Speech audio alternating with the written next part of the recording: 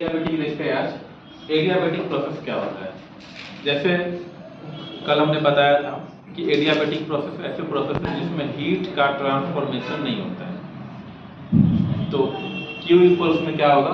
Zero होगा।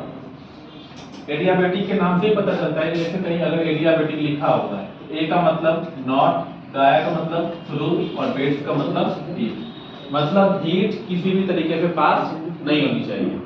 ठीक है, स्टेटमेंट देखते हैं। An adiabatic is one in which the pressure, volume and temperature of the system change but there is no exchange of heat between the system and the surrounding. मतलब जो भी variables हैं, जैसे प्रेशर है, volume है, temperature है, ये सब तो बदल सकता है, ये सब बदलते हैं, ये सब चेंज होते हैं, लेकिन किसी भी तरीके से सिस्टम और सराउंडिंग के बीच में कोई भी हीट का ट्रांसफॉर्मेशन नहीं होता है, कोई भी हीट कहीं से कोई पास नहीं होती है। ठीक है, एक रिलेशन देखते हैं, relation between P V and T. मतलब पी वी और टी के बीच में जो रिलेशन होता है, तो सबसे पहले हम देखेंगे पी और वी के बीच में, मतलब प्रेशर और वॉल्यूम के बीच में रिलेशन देखेंगे, ये पहला स्टेप है। फिर उसके बाद हम प्रेशर और टेम्परेचर के बीच में भी देखेंगे, वो दूसरा आएगा। डी क्यू इक्वल्स में डी यू प्लस में डी डब्ल्यू, ये थर्मोडायनामिक्स का फर्स्ट लॉ है। तो डेल्टा क्यू इक्वल्स में डेल्टा यू प्लस में डेल्टा डब्ल्यू, ऐसा हमने पहले पढ़ रखा है। तो du इक्वल्स में क्या हम cv dt लिख सकते हैं। du इक्वल्स में क्या cv dt, पहले हमने देखा है कि डेल्टा du इक्वल्स में cv dt हम लिख सकते हैं। और dw इक्वल्स में क्या p dv, उसको हम अगर इस इक्वेशन में पुट कर दें तो डेल्टा q इक्वल्स में तो हमें जीरो पुट करना है, क्योंकि हीट का फॉर्मेशन तो है नहीं, हीट का ट्रांसमिशन है नहीं कहीं से भी कहीं तक, तो ये तो जीरो हो गया। cv dt प्लस में p dv इक्वल्स में कितना? जीरो। अब हम आइडियल गैस के थ्रू देखते हैं कि Pv इक्वल्स में nRT होता है, तो यहाँ पे n इक्वल्स में हमने कितना रखा हुआ है? 1 मोल की बात कर रहे हैं, तो Pv इक्वल्स में क्या? nRT। तो Pv इक्वल्स में n की वैल्यू 1 रख दिया, तो Pv इक्वल्स में RT। डिफरेंशिएटिंग बोथ साइड, अब इन दोनों को हम क्या कर रहे हैं? डिफरेंशिएट कर रहे हैं। तो डिफरेंशिएट किया तो एक बार हमने क्या किया? P को कांस्टेंट रख लिया, V को डिफरेंशिएट किया। दूसरे बार हमने क्या किया? V को कांस्टेंट रख लिया और dP को डिफरेंशिएट किया। तो P dV प्लस में V dP इक्वल्स में कितना? R dt इक्वल है, क्लियर है। तो dt इक्वल्स में क्या लिख सकते हैं? P dV प्लस में V dP, और ये जो R यहाँ पे मल्टीप्लाई के फॉर्म में था, वो यहाँ पे किस फॉर्म में आ गया? डिवाइड के फॉर्म में आ गया। ठीक है, तो P dV प्लस में V dP divide by R, इसको क्या किस फॉर्म में लिखा जा सकता है? तो CV P dV प्लस में V dP divide by R। ठीक है, CV dV प्लस में P dV divide by R plus में P dV इक्वल्स में जीरो।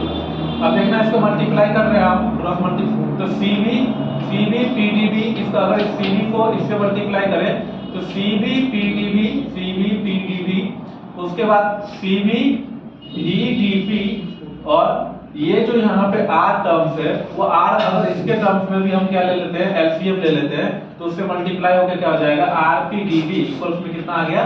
जीरो।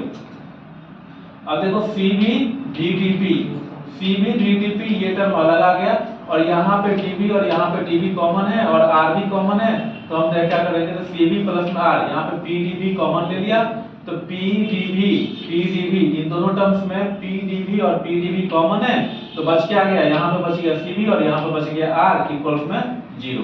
क्लियर है इतना?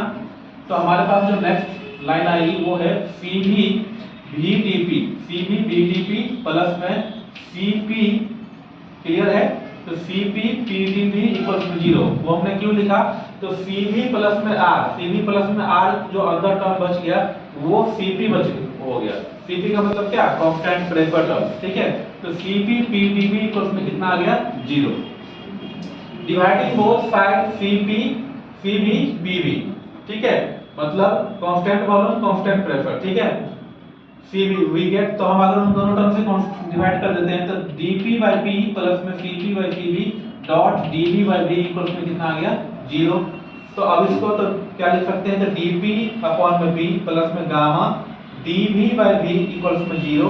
क्यों? तो गामा इक्वल्स में क्या होता है? CP अपॉन में CV, उसी की वैल्यू को हमने यहाँ पे चेंज कर दिया, तो CP by CV को हमने क्या लिख दिया? गामा लिख दिया। अब अगले टर्म में देखें, इंटीग्रेट करते हैं दोनों टर्म को, तो integration of dp by p plus में गामा बाहर आ गया, क्योंकि गामा क्या है, कांस्टेंट टर्म्स है, और integration of dv by v equals में क्या, कांस्टेंट। अब p क्या है, 1 अपॉन के फॉर्म में है, तो log ले लिया, तो log e p प्लस में gamma log e v equals में क्या आ गया, p। अब इन दोनों टर्म को मिक्सअप करने के बाद log e, क्योंकि प्लस में है तो हम इसको मल्टीप्लाई फॉर्म में लिख सकते हैं log के फॉर्म में, तो log pv, p और v की पावर क्या, गामा इक्वल्स में p। ये जो गामा पहले आ गया इसको हम रिवर्स में लेके जा सकते हैं, तो क्या लिख सकते हैं, log e v की पावर गामा ऐसे, और मल्टीप्लाई बाय log p, तो दोनों को एक साथ लिख दिया, log e p v की पावर गामा इक्वल्स में क्या, कांस्टेंट। इधर से log हटाया तो उधर e की पावर में c आ जाएगा, तो pv की पावर गामा इक्वल्स में e की पावर c, तो pv की पावर गामा इक्वल्स में क्या, कांस्टेंट आ गया, और इस कांस्टेंट को एक अलग तरीके का कांस्टेंट माना गया, और ये रिलेशन किसमें था, तो adiabatic relation between p and v। तो एडियाबैटिक रिलेशन p और v के बीच में जो रिलेशन आया वो आया हमारा pv की पावर गामा इक्वल्स में k। क्लियर है इतना?